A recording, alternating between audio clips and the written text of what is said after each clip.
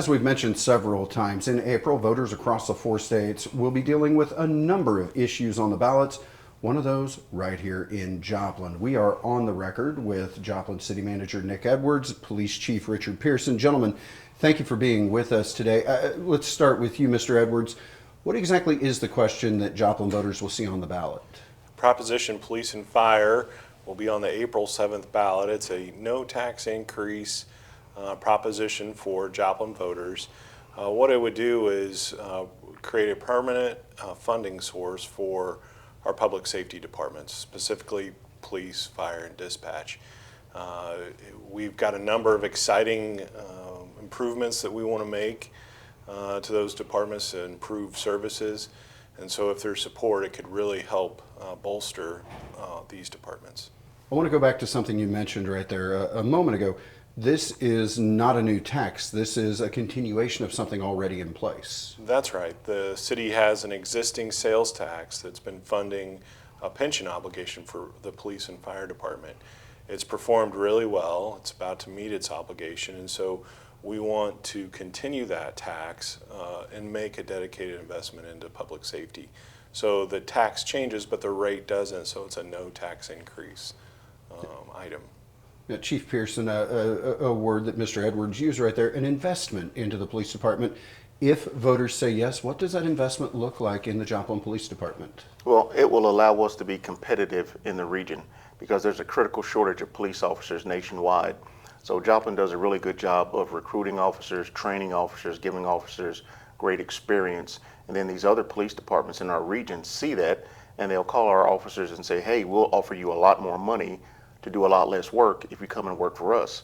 And we're losing our best and brightest, some of them, to these other agencies because of that. So this funding stream, which is ongoing, will allow us to be competitive as far as wages and benefits so that we don't lose all that homegrown talent. We can retain our experienced officers and they don't go to these other departments. One of the things that strikes me when I look at this is there's a public safety component to it. I mean, obviously, you mentioned the officer pay, but it takes time to get these folks trained, and if something were to come up, having that already trained officer in place, that could make a big difference, couldn't it? Sure. It takes about 5 minutes for an officer to resign or to go to, or to retire or to go to another department. All you have to do is sign a piece of paper and you're gone. It'll take me about 18 to 24 months to get that officer replaced, get him trained and up and running and being effective for the citizens of Joplin. So if we can keep the officers that we have, the guys who grew up in Joplin, who know the streets of Joplin, who know the people of Joplin, that's the best option. So this would be a way for us to make sure that that happens. Switching back to you, Mr. Edwards. So I know there's a lot of nuts and bolts when it comes to city finance. How exactly would that work? The tax money comes in, and then is there a determined percentage for how it would be split between police and fire? The city, we want to be transparent about this. We have a lot of public education material that's available for people that want to learn more about it. So we have a website. It's on the City of Joplin's webpage there, Prop Police and Fire, and in it you can see our spending plan. Those are the commitments that we're making with this new tax. So if it is approved, we will hire 9 additional officers, 6 additional firefighters, and make some much needed improvements to our facilities and our equipment. So we're making that commitment, and if this tax is supported, we will do those investments, just like we did with the current tax that's funded the Prop B pension plan that's been really successful. So we've made those commitments clear, and that's what the organization's committing to. Chief Pearson, playing off something Mr. Edwards said right there, 9 new police officers. Help me put that in perspective. What would that mean for JPD? It would mean a lot for JPD, but it would mean even more for the people of Joplin because the city is subdivided into what we call police beats. These are sub-geographic subdivisions of the city, and we place officers in each one of those geographic subdivisions so that officer is only responsible for handling that small area of town. So you keep an officer in your area of town at all times. If we can hire these additional 9 officers, we'll be able to go from 5 beats to 6 beats. And what that does for the citizens is it means decreased response times. So if you call the police department for whatever your needs may be, you will have an officer at your location much faster because we have more officers out on the streets riding the beats, and we have more beats to cover the city. And you and I have talked about this before. There's that old adage, time is money, but time really could be the difference between, not to put too fine a point on it, but life and death in some situations. Absolutely. For us, time isn't money, time is safety, time is security. If you call 911, seconds count. And if it takes us 2 extra minutes to get to your emergency, that could be the difference between life and death. So the faster we can respond to a citizen's call for service, call for help, the better off it is for us and for the citizen. Well, we spent a lot of time talking about the police side of this, and we're going to get to the fire side of it here in a minute. But before we transition into that, I've got to ask you, Mr. Edwards, we've talked about what happens if the voters say yes. What happens if the voters say no? Well, that's the difficult question. I think everyone can recognize what happens in a community when we have great public safety. If we have a safe community, if we don't have blight, things like that, we see investment, we see a thriving community. And so I think, if there's not support for this tax, the status quo is probably what we're looking at. We'll continue. It's a priority from the council to improve public safety, and we'll do everything that we can to strengthen our police and fire departments. We've made adjustments in the past. We've added additional staffing, we've made some pay improvements, but it just simply hasn't gone far enough, and that's why this tax is being proposed. And so I want to compliment our great men and women in the police and fire department. They show up each and every day with the citizens in mind. We know the citizens are on the top of our org chart, and they work hard in service of their community. And I know we've mentioned this before, but I think it bears mentioning again. In talking with folks in the community, they ask about the tax, but it's not a new tax. It's not, if you vote yes, it's not that you're going to see that tax line go up. It stays where it's at. I like to explain it this way. It's a continuation of a sales tax. The current tax is funding a pension obligation, and once that obligation's met, we would continue that tax to make this investment into public safety. So the rate doesn't change, and it would provide a dedicated funding source now and into the future, and that's really important for our officers and our firefighters to know that there's a certain level of stability in the way those departments are funded. And I would think it might make it easier on your side of things. You know that funding source is there for the police department, for the fire department, something that even though you're trying to look into a crystal ball, it gives you something to project years down the road. Yeah, sales tax here in Joplin, it's performed well. It hasn't, we haven't seen dramatic increases, but we feel confident in the funding that would be achieved through this tax, that it would be able to fund these commitments for many, many years. And I think that that's a strong signal to not just residents, but the business community that you can live here, you can invest here, you can bring your business here and know that you're in a safe community. And Chief Pearson, I'm going to ask you, and it may be a question for Mr. Edwards, if the answer is yes, and voters say, yes, we want to do this, how quickly could we see the police department start moving on filling those 9 new positions? Well, the pension obligations won't be fulfilled until late 2026, probably early 2027. So immediately after that, as soon as the pension obligations are fulfilled and this funding stream switches over to Proposition Police and Fire, we'll be able to start hiring because the money will start flowing in, and we'll be able to do some other things that we can't do right now. So it'll be, as soon as the pension is taken care of, we'll be good to go. All right, gentlemen, I'll give you one last opportunity, Chief, before we go. Anything that from your mind that we haven't covered that the voters in Joplin need to know before they go and they give the yay or the nay to this question? Well, as Mr. Edwards has said, this is going to be a no tax increase, so no one is going to realize any more money coming out of their pocketbook. That's something I think everybody is extremely interested in. Nobody likes paying taxes. I don't like paying taxes, but This is going to be something that provides increased public safety at no extra cost to the citizens. It's going to keep our best and brightest police officers and firefighters in Joplin providing the services that they've become accustomed to, that we want to continue to provide for Joplin. There's also the work-life balance aspect of this for police department and the fire department.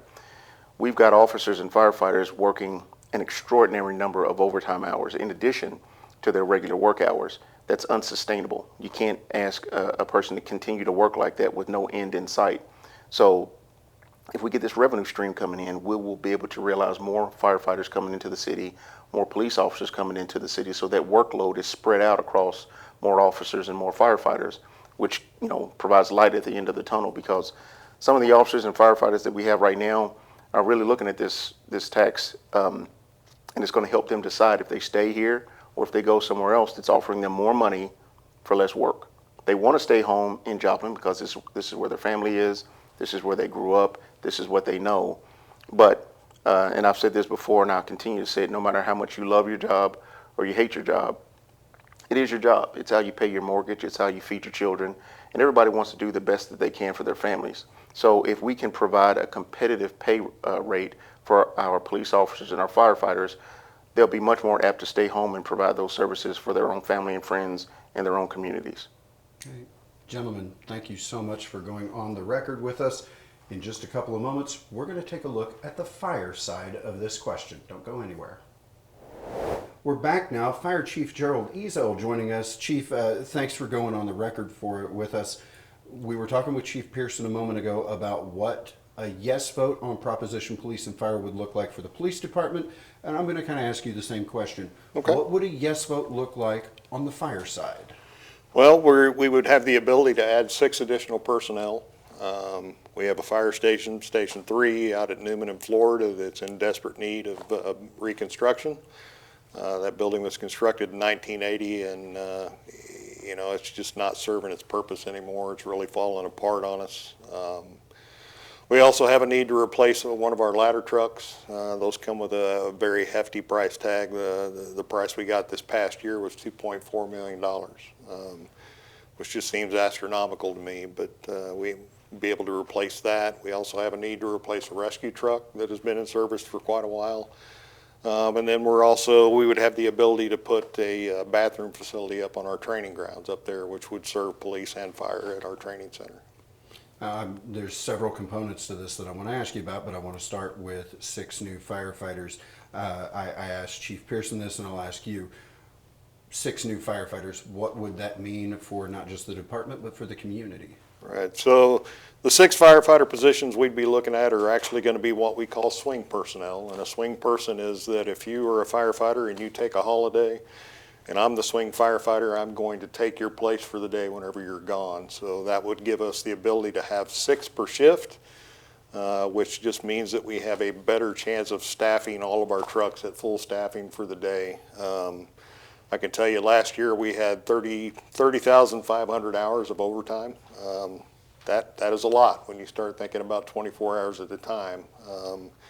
We had 244 times where we had to look at somebody and say, you don't get to go home to your family today.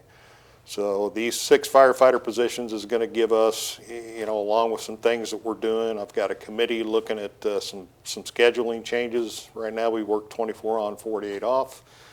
We're looking to do something a little different and looking at several different options to try to provide a little more family time at home for our folks. You know, that work-life balance right now is really leaning heavily in the work side of things for our people right now. So these 6 firefighter positions will alleviate some of that for us. Now, Mr. Edwards, I've got to ask you, there's a lot of moving parts to this. Chief has mentioned replacing trucks, a facility, hiring people.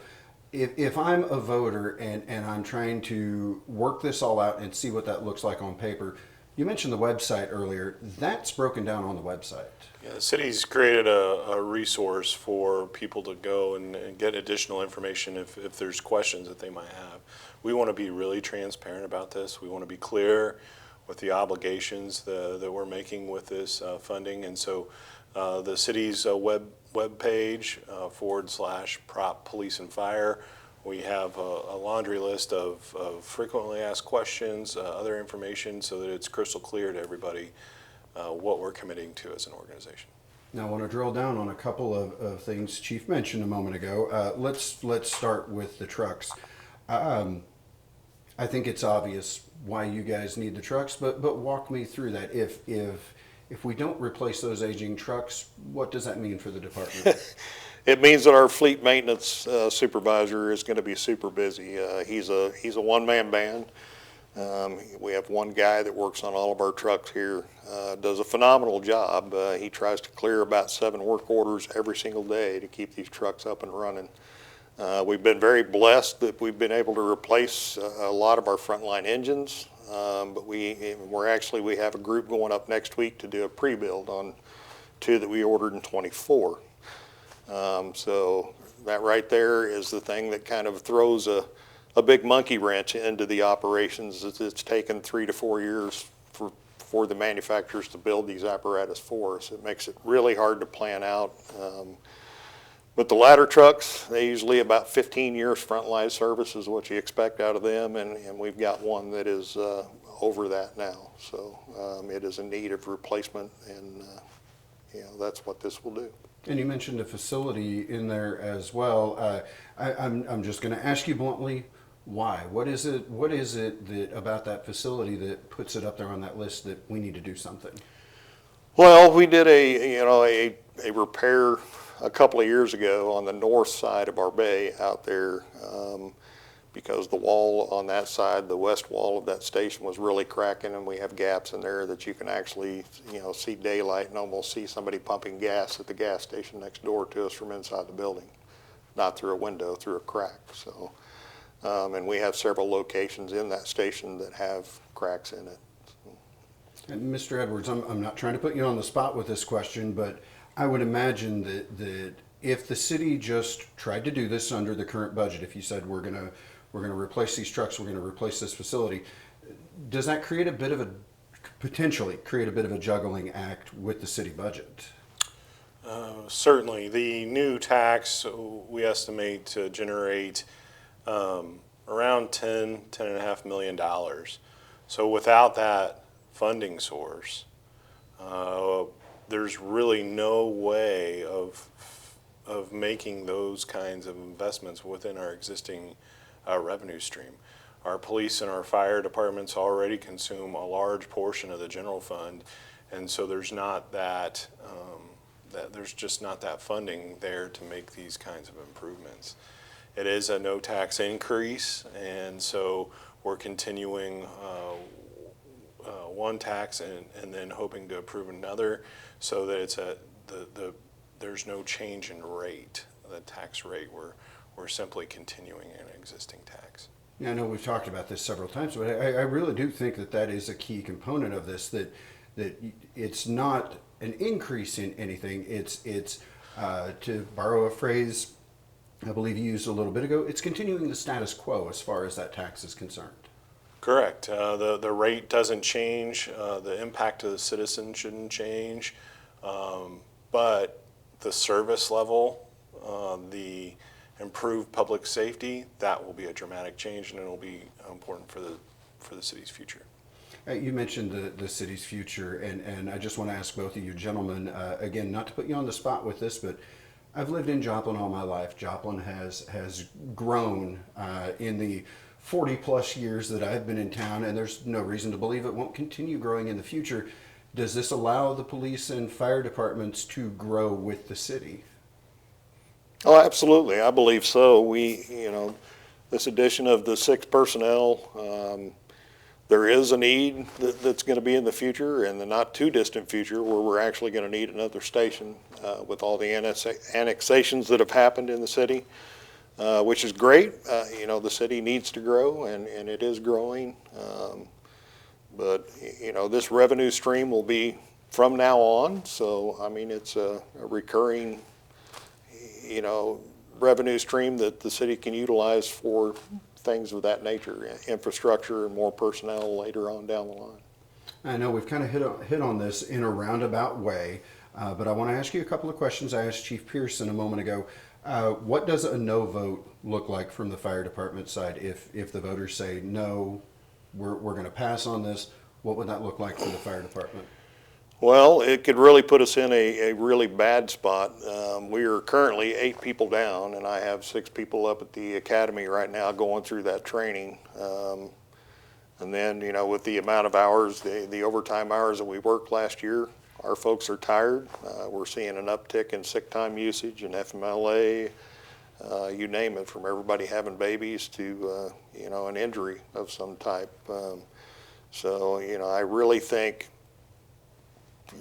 our operations could be impacted in a bad way. I think I have a lot of people out there right now, a lot of our young firefighters, that are kind of waiting to see how this vote comes out and making a decision whether they're going to go somewhere else. You know, we're just like the police department. Our people are really sought after individuals. They're well trained, they're well versed in fire, and you know, we ran 9,980 calls this past year. That's the most ever in the department's history. It's almost to the point where if one of my young firefighters goes somewhere and says, hey, I work at Joplin, they say, sign on the dotted line, we'll put you on a truck tomorrow. I mean, because they know what they're doing. So, and I've watched several really good firefighters leave us just because they can go somewhere else and make more money and run less calls. So, yeah, I think the competitiveness this will provide for us is going to be substantial in keeping those well-trained individuals here. Almost every single individual that leaves and goes somewhere else looks at me and says, Chief, I love this department, I love the way it's run, and I love the, you know, the family atmosphere that we have here, but I have to look after my family. And man, I can't look down my nose at that. I mean, I understand that completely.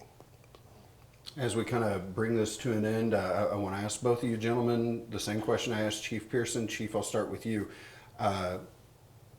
Last thing, what do voters need to know? Is there anything else in your mind that we haven't hit on here that they need to know before they head to the polls? Realistically, here's what I can tell you about the Joplin Fire Department. The men and women of this department are committed to this community. You know, that should be very obvious from the amount of overtime hours that were worked last year. 30,500 hours of overtime is just beyond my realm of comprehension, but the men and women of the department come in every day and we have one goal in mind, and that's the way it goes from the top to the bottom. We want to provide that compassionate customer service to our citizens and our visitors that come into this city. So, you know, what they're looking for right now is the support and for them to be a more competitive department regionally. And I think that's about it. Mr. Edwards, anything from your perspective we haven't hit on?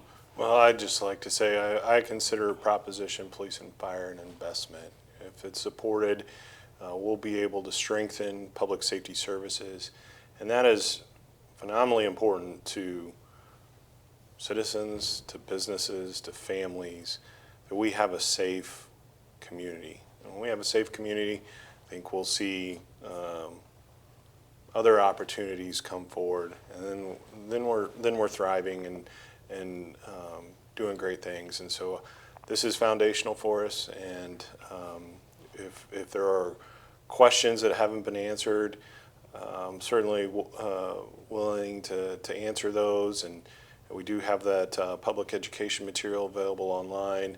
We want to make sure that this is well understood and the citizens understand the commitment that's being made.